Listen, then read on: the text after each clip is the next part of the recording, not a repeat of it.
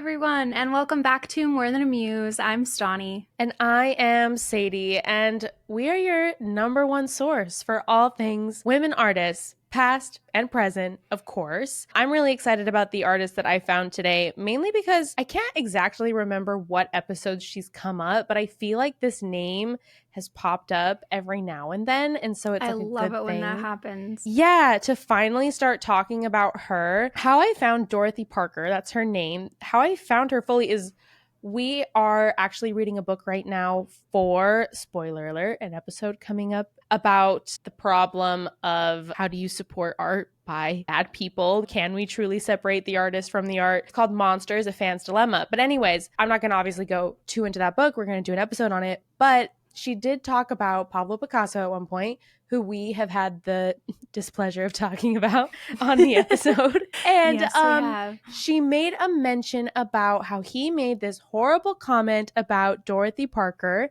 And I realized I didn't really know who she was. And also, a fancy thing about reading on my Kindle is oftentimes if I hold down a word that I don't know the definition of, or like I'm not familiar with who a person is, I can hold it down and it will give me a definition. When I did that with Dorothy Parker, didn't do that. So I was like, okay, seems Kindle reader here does not know who Dorothy Parker is. Let me do my diligence and make sure that I know who Dorothy Parker is. Anyways, but before I dive into her life, is there anything that we need to touch on? Any media, art, anything you've been consuming that you have been enjoying? I'm finally watching Daisy Jones and the Six. Wow, that is a finally. Do you like it? I know. Finally got around to it.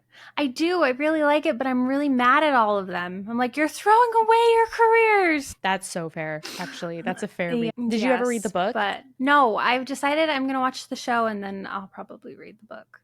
That's fair. I did really like the book. I actually don't think I ever finished the series, but I really like the book and I should finish it. It was a good time. It's a good show and they did a good job with it. And then also, I don't know if I should leave this in or not, but Elizabeth Taylor, who I started like reading a little bit about, had 7 husbands. Yes, of Evelyn the Hugo. 7 husbands of Evelyn Hugo. I was like, there's no way that she didn't base that on Elizabeth Taylor, because she had 7 husbands and 8 marriages. She married one guy twice.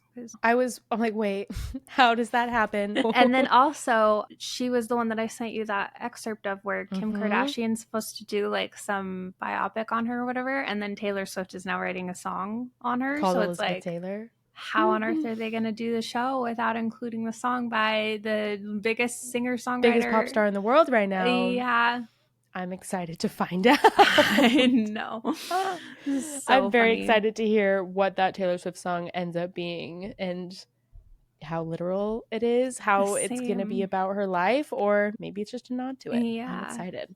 And that's a little plug, I guess, for September. We're diving into all of the track list. So true. Definitely. Very excited about our September content. Yeah, same. The only show I have been watching, along with a lot of other people, is The Summer I Turned Pretty. I knew that a teen romance show could fuel such anger in my soul, but here we are. Here we I think are. we still have a month left until it's over, and I want it to be over. I've seen some content. It's terrorizing me. I realize how aggravating it is for everybody. And it's like those kind of things too, where I'm yelling at the screen and I'm saying, I hate all of you. Like, none of you are good. The only people who I love are the side characters. And unfortunately, they're not the main characters, so I don't get enough screen time with the characters I enjoy. Man. All right, shall we talk about Dorothy here? Yes. Perfect. So Dorothy Parker was an American poet, a literary critic, and a writer of fiction, plays, and screenplays based in New York, and she was known for her, like, wisecracks. She was known to be very witty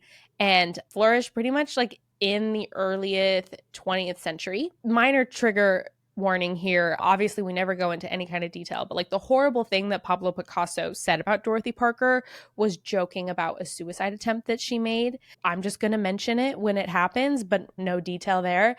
Another reason to hate Picasso is that's the something thing that he said about Dorothy Parker. About. Yeah, exactly. He's a horrible person. That's not the point of today, though. The point of today is Dorothy. She was also known as Da or Dottie, and she was born Dorothy Rothschild in 1893 to her parents, Jacob Henry, and his wife, Eliza Annie. What's actually funny is she was born in New Jersey, but like they mentioned that a couple weeks after she was born, they like moved up to their New York apartment because they wanted her to be a true New Yorker or something like that. What's tragic though is that her mom died in Manhattan in July of 1988, just a month before her 5th birthday, and her father actually remarried in the year 1900 to Eleanor Frances Lewis, so just 2 years after she passed away. There are 2 different biographers that have, I don't know, different claims on what her childhood was. There's an author named Dorothy Herman who said that Parker hated her father. He allegedly physically abused her and her stepmother, whom she refused to call mother, stepmother Eleanor, and apparently she would refer to her as the housekeeper, which is ruthless. But then there's a biographer named Marion Mead that refers to this account as false and says that she grew up in a really affectionate, supportive, and a generous environment. So I'm really curious as to how 2 reads that are on opposite ends of the spectrum are even possible. But unfortunately, I guess, we just can't confirm exactly what her childhood was like. But she was raised on the Upper West Side and attended a Roman Catholic elementary school at the Convent of the Blessed Sacrament on West 79th Street with her sister Helen. To give you a little bit of a window of what she was like as a child, she once joked and was asked to leave following her characterization of the Immaculate Conception as, quote, spontaneous combustion. So a funny lady. Her stepmother died in 1903, just 3 years after she was married into the family when Parker was 9. She later attended Miss Dana's school, which was a finishing school in Morristown, New Jersey. She graduated in 1911 at the age of 18. Again, there's other accounts that say actually maybe she didn't graduate high school. I don't really know. Again, I don't know exactly. But her father passed away in 1913, but she would continue to play piano at a dancing school to earn a living while she worked on her poetry. She sold her first poem to Vanity Fair magazine in 1914, just potentially a couple years after she graduated high school or didn't graduate high school. And then some months later, she was hired as an editorial assistant for Vogue. She moved to Vanity Fair as a staff writer after 2 years at Vogue. And I think Vanity Fair and Vogue were both like owned by the same like super company at the time. And there in 1917, she met a Wall Street stockbroker, Edwin Pond Parker, and they married before he left to serve in World War I with the U.S. Army 4th Division. There is this thing that she is particularly known for, which is called the Algonquin Round Table. And her career really took off in 1918 while she was writing theater criticism for Vanity Fair. And she was actually filling in for someone who was vacationing named P.G. Woodhouse. But I think people just really loved her reviews. And so she became their main writer. But at this magazine, she met Robert Benchley, and who became a really close friend, and Robert E. Sherwood. And the trio lunched at the Algonquin Hotel almost daily, and they were the founding members of what became known as the Algonquin Round Table. And among its members were newspaper columnist Franklin P. Adams and Alexander Wolcott, as well as the editor Harold Ross, the novelist Edna Ferber, the reporter Haywood Brown, and a comedian named Harpo Marx. Unfortunately, I don't recognize these names, but they were all just artists in New York at the time. Through their publication of her lunchtime remarks and short verses, particularly in Adams' column called The Conning Tower, she became known and developed this actually national reputation as just being super witty, which I'll read some of her poems later and you'll get it.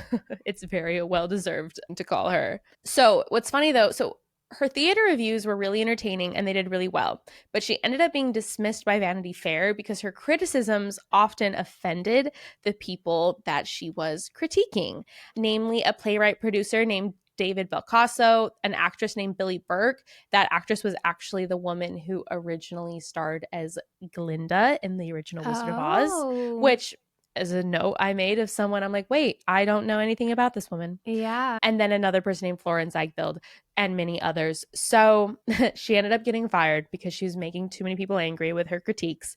Her really good friend, Robert Benchley, actually resigned in protest. There's some accounts that said Sherwood did too, but he was actually fired just the month before as well. So the three left Vanity Fair at the same time. Yeah. And she actually soon started working for Ainsley's magazine, which actually had a higher circulation.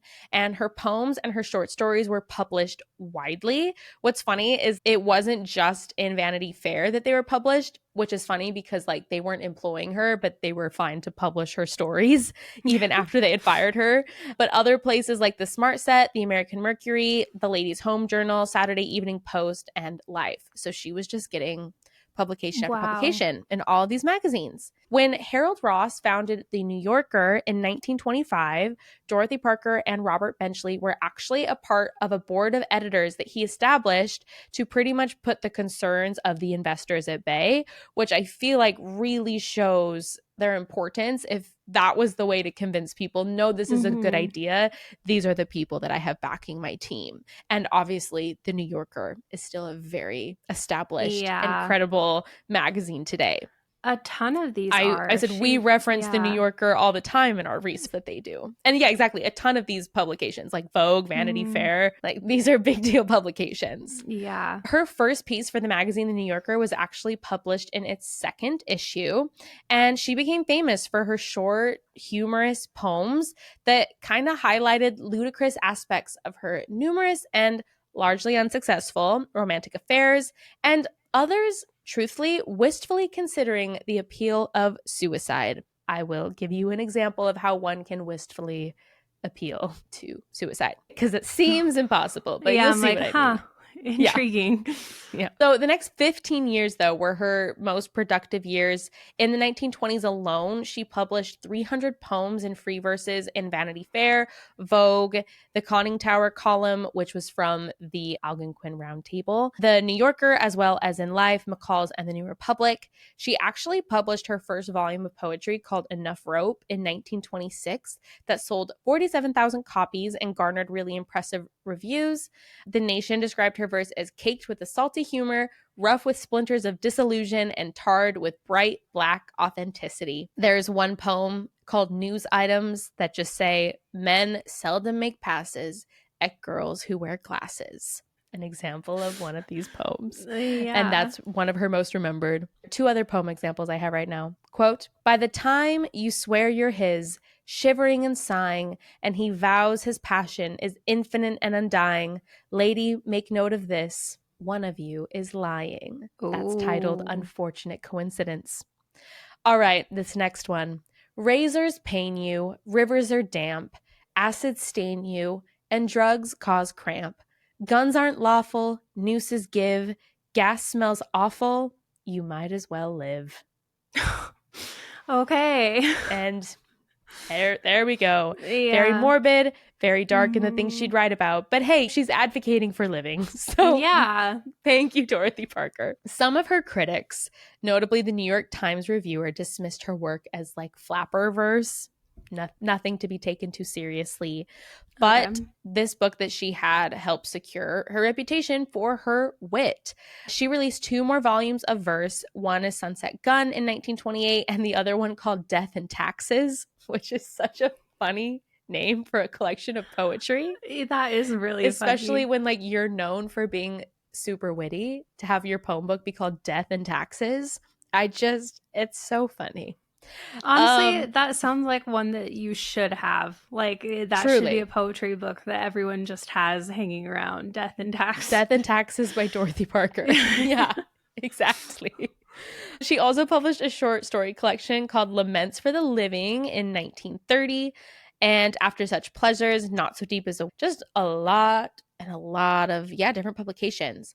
Not So Deep as collected much of her material previously published in her previous collection books, and she re-released her fiction with new pieces in 1939 as Here Lies. So she never wrote a full book, but she was very prolific in her short stories and her we talked about that just in the one of our very first episodes ever, where we talked about the women of the Gothic horror fiction and all of these women who would write short stories. I think the short story is a lost art form, to be honest.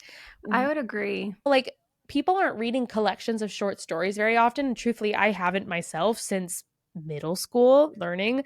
I feel like the only place now that short stories really make an appearance are people like on Wattpad, like publishing their own fan fiction. I think that that's like an equivalency. But this was entertainment of the days. People were publishing these short stories in magazines, and those were being circulated. But yeah, I don't really feel like there's anything like that now, unless it's like video essays. Yeah. But it's interesting how that art form has gotten lost, I think, over the years. No, that's such a good point. And especially with like how much we studied them in English class and everything, for them to just not really be a thing anymore is strange. I wonder why. Because like obviously books, like people are all still reading books and novels, but I don't know if it's like it doesn't feel as impressive to read a short story. I don't know. Or if like magazines published short stories a lot, when we talked about like Shirley Jackson and stuff, and with the death of magazines, maybe it's just not. They just fell out with it. Because I guess where would be the point? Like you're not going to buy a singular short story $1 or however many dollars like you would a book. Yeah. Maybe we should though. Maybe that would be a thing. Like we bought The Yellow Wallpaper, and that was a short story, a very famous short story too. Because there's so many very famous short stories that it's interesting that I don't feel like there's big short stories of today. That's interesting. Maybe more anthologies. That's what we need more of, is short story anthologies. Bring those back. Have people start writing short stories more. Yeah. Because the only anthologies you can find are like from the 20th century. Maybe people out there are reading and writing short stories, and if you have a modern anthology that you think is a great recommendation, please let me know. I would love to read that. I feel like I've seen a few that are more like a autobiographical kind of situation, where it's like a collection of short stories about different people's lives. True. But it's a memoir that's like a collection of essays or something like that. Yeah, but we need like the fictional ones to make a reappearance. True. A literary professor, Wendy Martin, said of Dorothy, although her sardonic poetry was extremely popular when it was published and remains readable today, her short stories are her greatest accomplishment. So, would be worth it to check her out. Her story, Big Blonde, published in The Bookman, won the O. Henry Award for the best short story of 1929, and she actually also tried her hand at writing for the stage. She collaborated with a playwright named Elmer Rice to create a play called Close Harmony, and it actually ran on Broadway in December of 1924. The comedic play was well received in out-of-town previews, and it had good reviews in New York, but it actually only closed after 24 performances. But they changed the name to The Lady Next Door, and it became a successful touring production. So she had success as that. Her other celebrated writing was published in The New Yorker in the form of book reviews under the byline of Constant Reader. And she would make these reviews pretty regularly from 1927 to 1923. And they were deemed like they're really popular, her book reviews. And actually, after she passed away in 1970, there was a collection titled Constant Reader. And then again in 2024, they published a collection of all of her critic book reviews, which I feel like you have to be a really great writer if people want to publish and then read a collection of your book reviews. That is insane to me. That's like a collection of your Amazon reviews or something if they were that good. Like, that's crazy. I also think too, like, you have to be so influential as a critic to know who you are. I mean, there are, you know, like internet people who have made a name for themselves in like the criticism world, but like I can name one New York Times music critic, but that's like it. Like who knows who the critics are? You know what I mean? Like I don't feel like that's something that you would even know who. I don't know. Another thing of like people don't pay attention to that as much, maybe. I don't know. So much of the 1920s, she was actually separated from her husband, Edwin, and they actually divorced in 1928. She had a number of affairs. Her lovers included a reporter turned playwright named Charles MacArthur and a publisher named Stuart Collins. Her relationship with MacArthur actually resulted in a pregnancy. She's actually alleged to have said, "How like me to put all my eggs into one bastard." She actually had an abortion and fell into a depression after all of this. And after, like, in this stage of her life, she made her first suicide attempt. But after this happened at the end of the 1920s, she started to become really politically aware and active, which would become a huge lifelong commitment of activism. The first time this happened, and I'm not really familiar with this case at all, but there was the pending executions of Sacco and Vanzetti, and she traveled to Boston to protest these proceedings of their like public, you know, executions. And she and her fellow Round Tabler, Ruth Hale, were arrested, and she actually eventually pleaded guilty to a charge of, quote, loitering and sauntering, and only had to pay a $5 fine. But loitering and sauntering. I know. And only $5. I feel like that's not so Yeah. bad. Yeah, this starts, we'll talk about it more, like her long history in activism. February of 1932, she had a breakup with a boyfriend named John McClane. She actually attempted suicide again, but of course survived. And in 1932, she met Alan Campbell, who was an actor who hoped to become a screenwriter. So the two actually married 2 years later in New Mexico, and then they decided to move to Hollywood.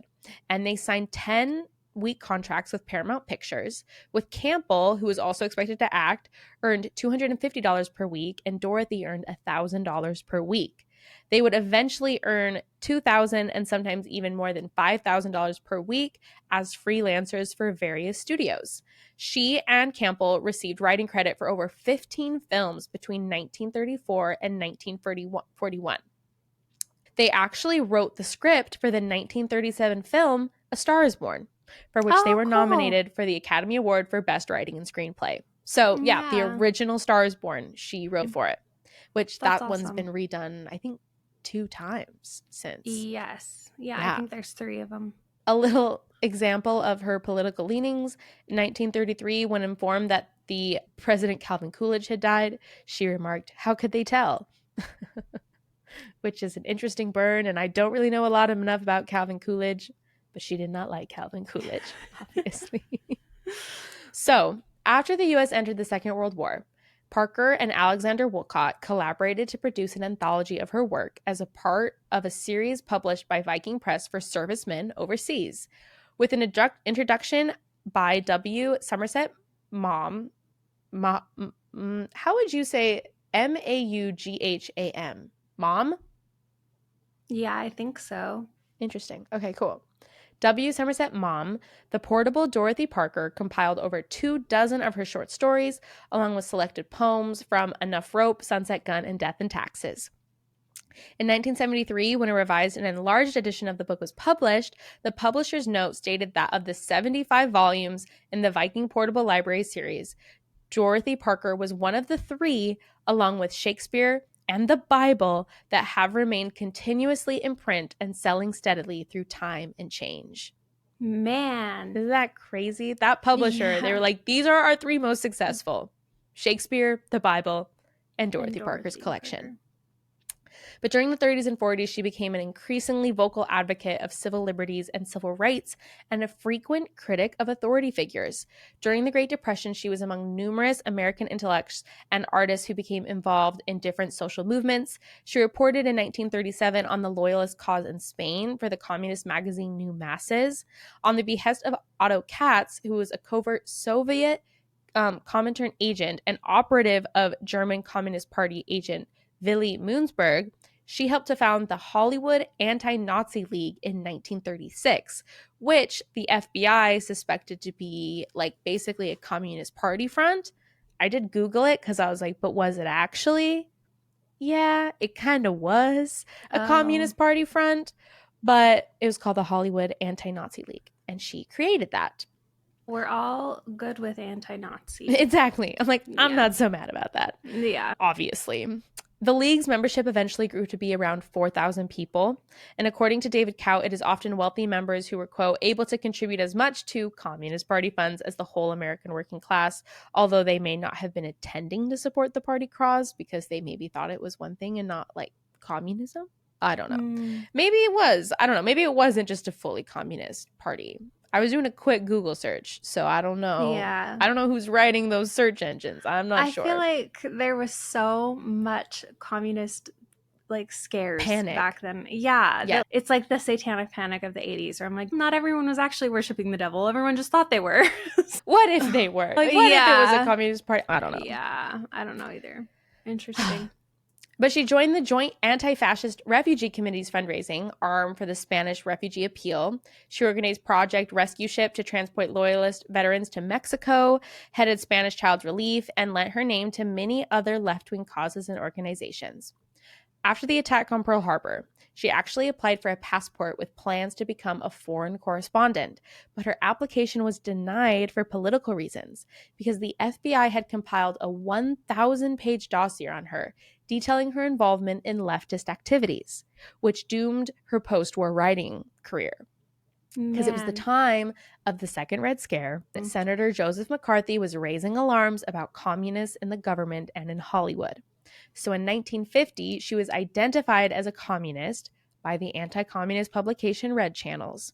And as a result, movie studio bosses placed her on the Hollywood blacklist. Her final screenplay was The Fan, a 1949 adaptation of Oscar Wilde's Lady Windermere's Fan that was directed by Otto Preminger. So, after they lost their Hollywood income, they only had a small income from her book royalties. They moved into an apartment into a, quote, unfashionable West Hollywood neighborhood. She collected unemployment benefits while listing herself each week as available for work. Her persistent money troubles in Hollywood contributed to her harsh assessment of the place during a 1956 interview in New York. Quote, Hollywood money isn't money, it's congealed snow. Melts in your hands and there you are. Excuse me. I can't talk about Hollywood. It was a horror to me when I was there, and it's a horror to look back on. I can't imagine how I did it. When I got away from it, I couldn't even refer to the place by name. Out there, I called it. So, very tragic. Yeah. Her marriage with Campbell was tenuous. They were exacerbated by her alcohol consumption and by his long-term affair with a married woman in Europe during World War II. Wow. That won't help a relationship. I know. It's like, oh, yeah, that'll do it. How did he even manage that? I know. World War II and she's in Europe and they're still having an affair? I don't know if he went over to fight in World War II. Oh. But still, very crazy. But they divorced in 1947, in 1950, and then separated again in 1952 when she moved to New York. From 1957 to 1962, she wrote book reviews for Esquire, but her writing became increasingly erratic owing to her continued abuse of alcohol. She actually returned to Hollywood in 1961, reconciled once more with Campbell, and collaborated with him on a number of unproduced projects, but unfortunately he passed away in 1963 due to a drug overdose. Following Campbell's death, she actually returned to New York City to the apartments and the Volney apartments on East 74th Street. Something that's sad, and I think an interesting thing to note, is that in her later years, she spoke badly about the Algonquin Round Table, even though it had brought her such early notoriety. Quote about those group of people, that these were no giants. Think who was writing in those days: Lardner, Fitzgerald, Faulkner, and Hemingway.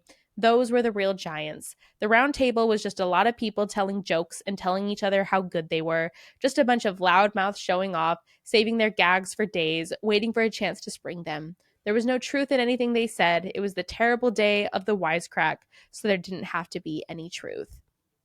I'm really interested in that assessment of her own work because I'm imagining that she was obviously calling out some names that are now deemed like the great American novelists, and puts her own work down because it was like, oh, we're just having fun. And an interesting thing, it was the terrible day of the wisecrack, so there didn't have to be any truth. And I feel like there is truth to that in the sense of sometimes people don't acknowledge truth because and like use humor instead, and maybe that dilutes what's really happening in front of you. But also I feel like humor is such a necessary tool in truth. You know what I mean? I even just think about the ways that she was writing poems about suicide that were funny. You know? Yeah. Like, what a horrible thing to say. But I think, like, for her, that was her expressing her truth in maybe a way that didn't feel so heavy. And I think that's what humor can be an excellent tool for. It can almost soften the blow of, I'm about to say something really vulnerable and scary, but let me like add a joke to it. And I don't know, sure, like maybe it covers up the truth and the sincerity there, but I don't know. I was sad to read that she disparaged her previous work. And I think she later grew to resent the fact that she was like known as a wisecrack and a humorist. Yeah, I found that really interesting to read. And I feel like maybe that's kind of a sad way that she viewed her own work and the importance of it. Yeah, I almost wonder if it got harder for her to try and be funny to the point where she resented that's true. having that legacy in a lot of ways. Because like she obviously wouldn't have kept doing it. Mm-hmm. Yeah, if she like didn't see value in it at the time, she wouldn't have kept doing it. So she obviously saw value in it, but like maybe it was just hard. Yeah, like you live enough life and it's a little bit harder to laugh, and maybe you said she just resented known for. Interesting. She ended up passing away on June 7th, 1967 at the age of 73 of a heart attack. At the time of her death, she was still living in New York, but she actually bequeathed her estate to Martin Luther King Jr. and upon his death to the NAACP. So, an interesting note here. So, following her cremation, her ashes were actually unclaimed for several years. So, finally in 1973, the crematorium sent them to her lawyer's office, but by then he had retired. So, the ashes remained in his colleague Paul O'Dwyer's filing cabinet for about 17 years. What? You can't just put somebody's ashes in your filing cabinet. I can understand not knowing what to do with them, but to put them in your filing cabinet for 17 years seems crazy. Yeah, that's just insane. Gosh, you can't just put someone in your filing cabinet and forget about them for like over a decade. That is over insane. A decade, almost 2 decades. Yeah. But finally, in 1928, O'Dwyer, the man who had her remains in his filing cabinet, brought this to public attention with the aid of a celebrity columnist, Liz Smith. And after some discussion, the NAACP claimed Parker's remains and actually designed a memorial garden for them outside of its Baltimore headquarters. And the plaque read, "Here lies the ashes of Dorothy Parker, humorist, writer, critic, defender of human and civil rights. For her epitaph, she suggested, 'Excuse my dust,'" which is very funny. That is funny. This memorial garden is dedicated to her noble spirit, which celebrated the oneness of humankind and to the bonds of everlasting friendship between Black and Jewish people, dedicated by the National Association for the Advancement of Colored People, October 28th of 1988. Nice. Has a happy end of the story, but I can't believe that they were in a filing cabinet for 17 years. Oh, gosh. That is not the kind of thing that you're like, oh, I'll get to it later. That's the thing. I'm like, it's madness, actually. Oh my gosh. Actually, in 2020, early 2020, the NAACP moved its headquarters to downtown Baltimore, and like how this would affect her ashes and the monument that they had for there became a topic of a lot of speculation. But they actually restated that her ashes would ultimately be where her family wished. Quote, "It's important to us that we do this right." And the relatives called for the ashes to be moved to the family's plot in the Bronx, where a place had been reserved for Parker by her father. So her remains are now in a cemetery. Near if they had a spot reserved for her, why did it take? That's what I can't fathom. As I'm like, how were the ashes unclaimed then for so many years if there was a family member who said, "I know what to do with them"? But granted, by the time 2020, like these are very distant relatives at this point. Maybe like a granddaughter. I don't know. That's interesting. I'm very intrigued on that. Yeah. But different honors that she received. So August 22nd of 1992, the 99th anniversary of her birth, the United States Postal Service actually issued a 29-cent stamp in her honor. The Algonquin Round Table, as well as a number of other literary and theatrical greats who lodged at the hotel, contributed to the Algonquin's Hotel being designated in 1987 as a New York City historic landmark. And then in 1996, the hotel was designated as a National Literary Landmark by the Friends of Libraries, based on her contributions and other members of the Round Table. There's a bronze plaque that's actually attached to the front of the hotel. Her birthplace in Jersey Shore was also designated a National Literary Landmark. And in 2005, there is a bronze plaque that marks the former site of the family home. And in 2014, she was actually elected by the New Jersey Hall of Fame. Something that I find really interesting is that while she was alive, there were a number of fictional characters in plays that were based on her. And I feel like, again, that really shows your influence if while you are still alive, there are people making characters based off of you. Yeah, that's interesting. One example is that there is a character named Julia Glenn in the Kaufman Mosshart calibration called Merrily We Roll Along, which is a play I've heard of, but apparently the representation of her in Merrily We Roll Along led Parker, who was once like on this round table with him, to despise him. She did not like her portrayal in this play, which is very sad. Oh. This is just funny that she's actually mentioned in the title and lyrics of a Prince song called The Ballad of Dorothy Parker on his 1987 Sign of the Times. What's funny though, I listened to the song and I was very confused because it was like a waitress and this. I'm like, this is it. What's going on? So I looked it up and quote, the song was based on a dream Prince had and not the real person Dorothy Parker. Several of his friends and collaborators have mentioned that he didn't know anything about Dorothy Parker besides her name. But also, I think that again shows your influence. If people just know your name and Dorothy Parker is such like an iconic name together, but they don't even actually know anything about you, like you have entered a sphere of pop culture that is very omnipresent. You know what I mean? Yeah, definitely. It's significant. But she's a character in the novel The Dorothy Parker Murder Case, which is a series of Algonquin Round Table mysteries. There's a novel by Ellen Meister called Farewell Dorothy Parker. There's a main character in Love for Miss Dottie, which is a short story. There we go. By Larry and Mayer, which is selected by writer Mary Gateskill for the Best New American Voices. Also, fun fact, TV creator Amy Sherman Palladino, famously known for Gilmore Girls, her production company, Dorothy Parker Drank Here Productions, in tribute to Parker. Yeah. So her production company is named after her.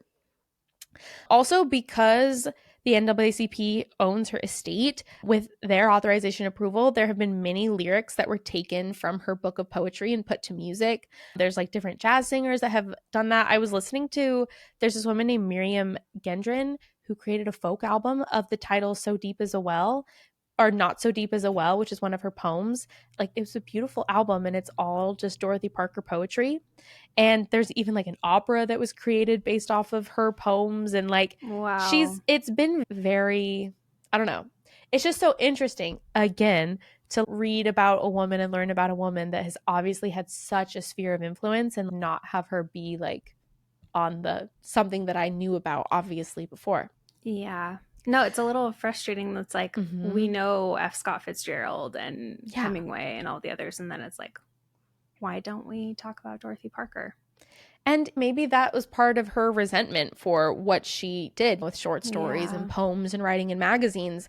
I think there's a way that we view art of like people who are doing it for art's sake rather in a way that can actually support their living and make money, like she was doing, which was writing for magazines and being published, that we almost look down as a lesser form of art, which is that's a good point. Very sad, because the only people who can make art and not have it be for money are the people who came from money, so who have the ability to not have to work. So it's interesting how that creates this like issue of not taking art made for money as seriously, because it's not as, I don't know, I guess I don't know what we consider it, but for some reason it doesn't seem as worthy of our reverence. Honestly, that like reminds me of people's resentment of pop music, how it's like when you're making something for the masses that like everyone could enjoy or digest, then suddenly it's not as high of an art form anymore.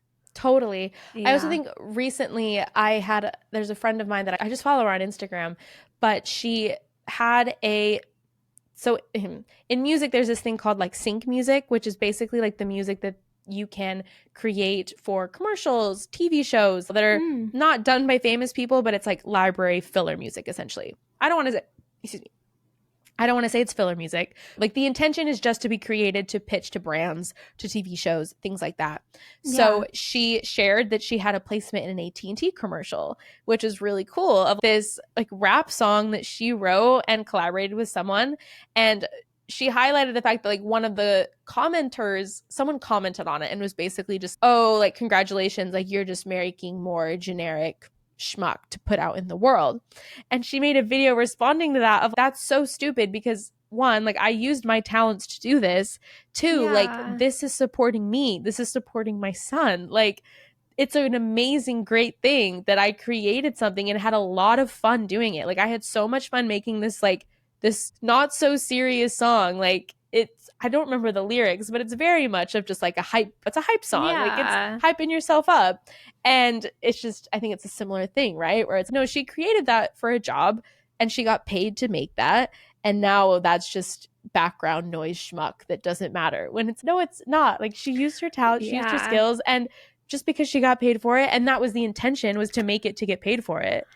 It doesn't make it bad. Ironic, actually, because some of the greatest works of art were commissions, like Michelangelo's The David, the Sistine Chapel ceiling, like all of those were created because someone said, hey, we're going to pay you to do this. Yeah. He wasn't doing that in his free time. Let's be so clear. He didn't do it for fun. He actually resented the Sistine Chapel ceiling because he was not a painter. So he was not a fan of that. And yet that's legendary, right? That's in everything. So yeah, there's something to be said about creating stuff for money. Totally. Absolutely. Yeah. I wanted to end with a poem that I found of hers that I really liked called A Certain Lady. So, quote, "Oh, I can smile for you and tilt my head and drink your rushing words with eager lips and paint my mouth for you a fragrant red and trace your brows with tutored fingertips. And you rehearse your list of loves to me. Oh, I can laugh and marvel, rapturous-eyed, and you laugh back, nor can you ever see the 1,000 little deaths my heart has died, and you believe, so I know my part, that I am gay as morning, light as snow, and all the straining things within my heart you'll never know. Oh, I can laugh and listen when we meet, and you bring tales of fresh adventurings, of ladies delicately indiscreet, of lingering hands and gently whispered things, and you are pleased with me and strive anew to sing me sagas of your late delights. Thus do you want me, marveling gay and true, nor do you see my staring eyes of nights. And when in search for novelty you stray, oh, I can kiss you blithely as you go, and what goes on, my love, while you're away, you'll never know." And I feel like, again, I love every poem that I read from her, and I found a website that just had so many of them, because I feel like when I'm reading her poetry, I get such a glimpse into who she is and how she viewed the world around her. And I think that's the marking of a great, where while of course, like, I think what she wrote here is very universal, and through the different poems I was reading, it definitely has her voice to it, and it's very consistent across. It doesn't surprise me that the woman who wrote this poem is also the woman who wrote jokingly about suicide, or the woman who says voice. Yeah, lady, make a note of this, one of you is lying. Like, she seems to have she was viewing the world through humorous eyes, but also, to go against the quote that she said, I think she was able to find the truth in a lot of things. And I think that's the cool thing about her work, is that she was able to really tap into that. And she obviously left an amazing legacy as an incredible activist. And yeah, there's the life of Dorothy Parker, an incredible woman. I love that. Yeah, that was, what a charming lady, honestly. Seriously. Yeah. Yeah.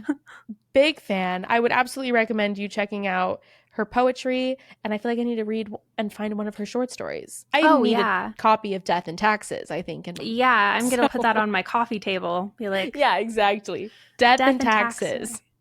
That's what we live for these days, is it not? Truly. The two things that are inevitable. I don't know. Anyways, thank you. I'm glad we learned about her, and I'm excited to read some of her stuff. And now we all know who Dorothy Parker is. Mm-hmm. Thank you for joining us. If you are a fan of us, that feels weird to say, but if you like our show, subscribe, come follow us on YouTube. We're really upping our game. If you can see, we both have a pink curtain and matching green chairs, and Stauney got a new mic. Cute. Yes. So come check that out. And also, you can follow us. I can't hear you.